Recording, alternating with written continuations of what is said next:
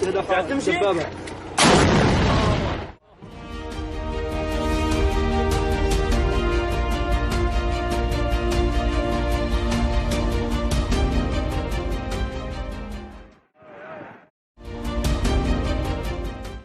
crucial final days of the U.S. in Afghanistan. Thousands of Afghans are still lining up outside Kabul airport to evacuate, even as the time for those evacuation flights is rapidly dwindling. The White House is saying the U.S. is ready to stay if necessary. The president was briefed this morning on contingency plans and continues to have optionality should he decide to change plans, even as we are on track to complete our mission by August 31st. And while the U.S. has not recognized the Taliban as the official government of Afghanistan, the U.S. State Department said Wednesday it would hold the Taliban responsible for the well-being of Afghans. I will use every diplomatic, economic, political, and assistance tool at my disposal, working closely with allies and partners to do everything possible to uphold their basic rights.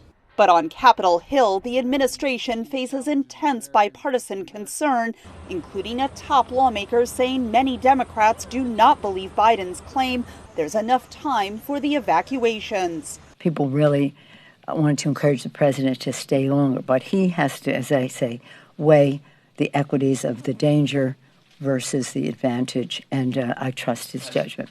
Republicans said Biden's concerns about protecting American troops could have been avoided if he had heeded their warnings to evacuate Afghan allies earlier. We had a promise that we would get them out. How can they trust America anymore if we violate our trust and our promises? But it's also a national security threat to abandon our partners. Who will be able to convince our allies in the future and partners in the future?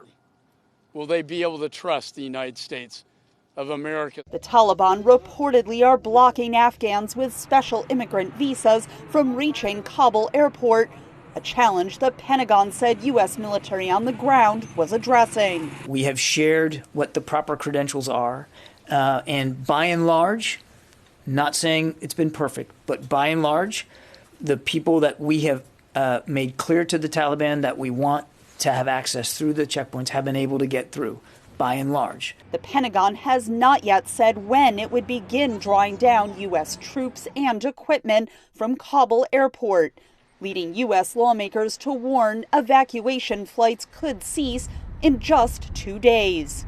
In 6 days, we're going to shut everything down. Well, that's not 6 days. It's really the next 48 hours.